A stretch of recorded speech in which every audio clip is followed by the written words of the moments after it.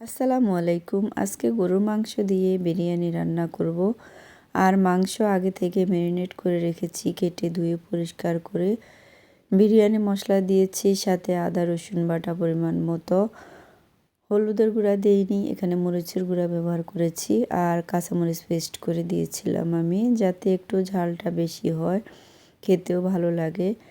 আর এখানে আমি দিয়ে দিয়েছি টক দই। টক দই দিয়ে গরুর মাংসটা ম্যারিনেট করে রাখলে এটা তাড়াতাড়ি সিদ্ধ হয়ে যায়। তো আমি এখন সরিষার তেল খুব ভালোভাবে গরম করে নিয়ে 1 কাপ পেঁয়াজ কুচি নেড়ে চেড়ে নরম করে নিব। আর পেঁয়াজ বেরেস্তা আমি আগে থেকে তৈরি করে রেখেছি, এটা পরবর্তীতে আমি ইউজ করব। এখন আমি ম্যারিনেট করে রাখা মাংসটা দিয়ে দিলাম। এখানে বড় সাইজের 2টি টমেটো আমি দিয়ে দিয়েছি ম্যারিনেট করে রাখার সময়। পেঁয়াজ কুচিও দিয়েছি, পেঁয়াজ বাটা দিয়ে দিয়েছিলাম 2 টেবিল চামচ।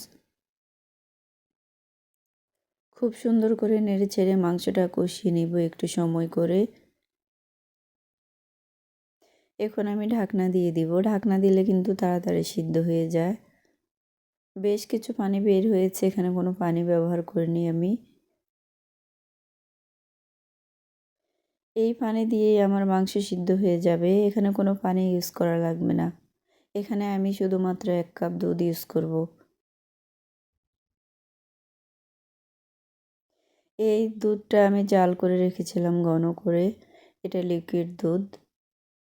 খুব সুন্দর করে এখন আমি ঢাকনা দিয়ে আরও 30 মিনিটের মতো মাংসটা সিদ্ধ করে নিব।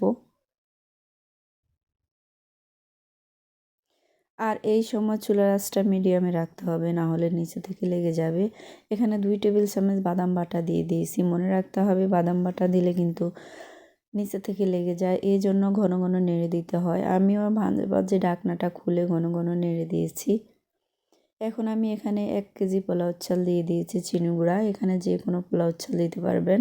গোটা কয়েকটা কাঁচামরিচ দিয়ে দিয়েছি। নেড়ে চেড়ে নিব একটু সময় করে। পোলাওয়ের চালটা আমার ভাজা হয়ে গেছে। এখানে আমি আরও হাফ লিটার লিকুইড দুধ জাল করে রেখেছিলাম, এখন এটাও দিয়ে দিয়েছি। এখন আমি এখানে পরিমাণ মতো পানি দিয়ে দিব।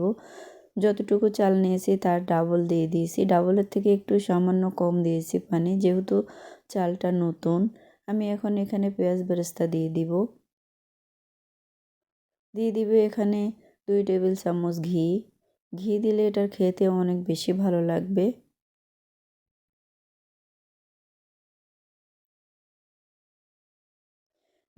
এখানে বেশ কিছুটা চিনি। চিনি দিলে এটা স্বাদ অনেক গুণ বেড়ে যাবে।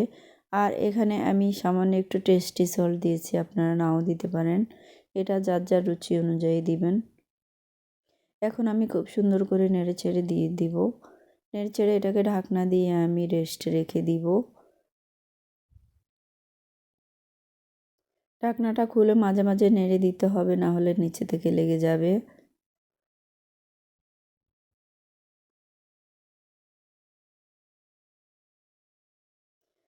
এখন আমি চুলার আঁচটা বন্ধ করে দিব। চুলার আঁচ বন্ধ করে এখন আমি 15 মিনিট পরে ফিরে এলাম। এখানে কয়েকটা ভাজা আলু দিয়ে দিয়েছিলাম। আর এখন আমার বিরিয়ানিটা এই রকম হয়েছে, একেবারে ঝরঝরে, মাশাআল্লাহ অনেক সুন্দর হয়েছে। আর এটা খেতেও অনেক বেশি ভালো লেগেছে। তো আপনারা এইভাবে ঘরোয়া মশলা দিয়ে খুব সুন্দরভাবে রেডি করে নিতে পারেন বিরিয়ানি। তো কেমন হলো জানাবেন আজকের এই বিরিয়ানিটা। যদি ভালো লাগে তাহলে শেয়ার করার অনুরোধ রইল।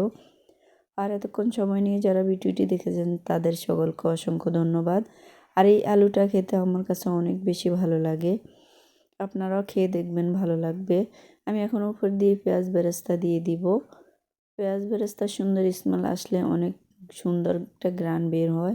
তো ভালো থাকবেন সবাই, আল্লাহ হাফেজ, আসসালামু আলাইকুম।